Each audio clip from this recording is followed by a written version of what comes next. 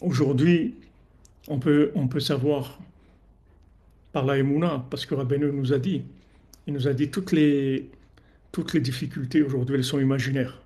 Aujourd'hui, tu peux tout faire. Toutes les difficultés, tous les empêchements, ils sont imaginaires. Il faut y aller, c'est tout. Il faut y aller. La Emouna, c'est les pieds. La Emouna, c'est les raglines. La Emouna, c'est le septième mendiant. Et c'est pour ça qu'il dit que le sixième, il est lié avec le septième. Alors Rabbeinu dit, voilà, vas-y parce que toutes les difficultés aujourd'hui, elles sont imaginaires. Aujourd'hui, le Yetzer Hara, il s'appelle l'imagination. C'est-à-dire, il n'y a pas, il y a pas, il y a plus de Yetzer Hara. Il n'y a plus de Yetzer Hara. Il y a l'imagination du Yetzer Hara. Mais le Yetzer Hara lui-même, il n'existe pas. Et même si quelqu'un dit, ouais, mais moi, je sens, on m'attaque, etc. C'est vrai, on t'attaque. Mais on t'attaque dans l'imagination, c'est tout. On t'attaque pas, c'est pas des énergies qui viennent. C'est pour ça, c'est ce que je voulais vous dire avant, c'est que le chemin du septième mendiant, il est dans le sixième.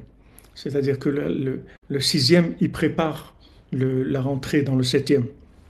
Le sixième qui n'a pas de main, c'est-à-dire qui va réparer en fait le côté imaginaire par le fait qu'elle va s'engager alors qu'elle n'a pas du tout logiquement la preuve qu'elle va s'en sortir.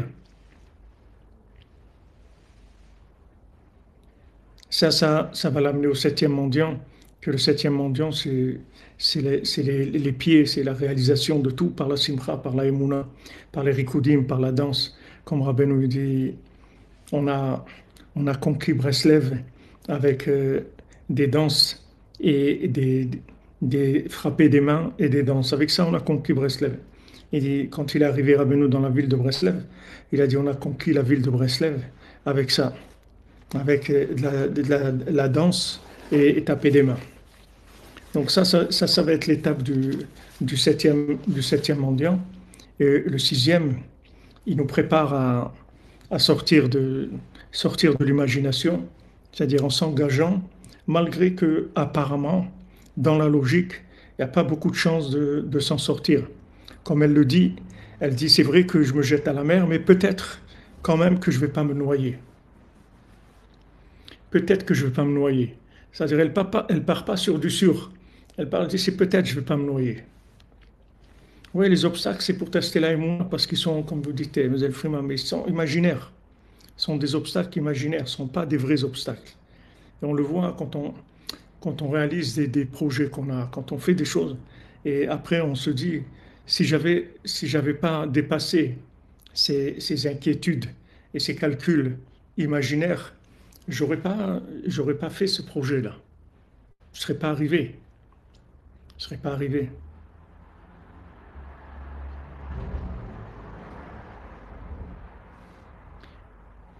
Donc, niftechu lahem kol hachomot shel mayim.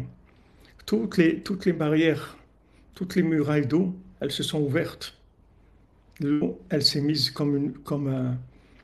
au lieu qu'elle noie les gens, elle est devenue une barrière. Avec ça, ils sont passés béchalom dans la mer. Ils sont passés béchalom dans la mer. Donc ça, c'est notre épreuve. C'est pour ça que Rabbeinu, il a beaucoup insisté sur la Emouna.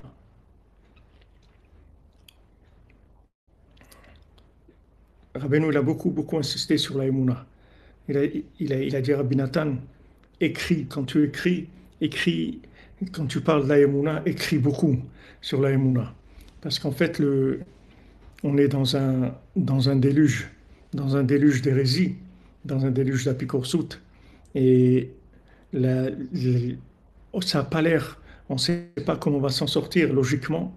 On ne sait pas comment on va faire pour s'en sortir par rapport à Alec, par rapport au Deep State, par rapport à toutes ces choses-là. Comment on va faire pour s'en sortir? Qui est-ce qui peut résister à tout ça? Qui est-ce qui va lutter contre tout ça? À Falpiken, à Draba, on continue. C'est-à-dire, on ne lâche pas. Bien qu'apparemment, ça a l'air des forces qui sont très très fortes par rapport à nous. Beaucoup plus fortes que nous. Comment on va faire pour eux? Ils ont des moyens financiers énormes. Ils tiennent toutes les finances du monde, etc. Apparemment, c'est très difficile pour nous. Mais à Falpiken, il faut savoir, c'est tout ça, c'est d'imagination. comme c'est écrit, il va sortir une étincelle de la maison de Yosef. Elle va brûler toute la maison de Esav, parce qu'elle est en paille, la maison de Esav. Elle n'est pas vraie, elle est entièrement en paille, elle est complètement imaginaire. Avec une étincelle de Yosef, ça va tout brûler. Mais quand on est dans l'épreuve, quand on est dans l'épreuve, alors c'est vraiment impressionnant. C'est vraiment impressionnant. C'est-à-dire, c'est imaginaire, mais c'est impressionnant. C'est très impressionnant. Ça a l'air quelque chose de, de, de très puissant. Très puissant.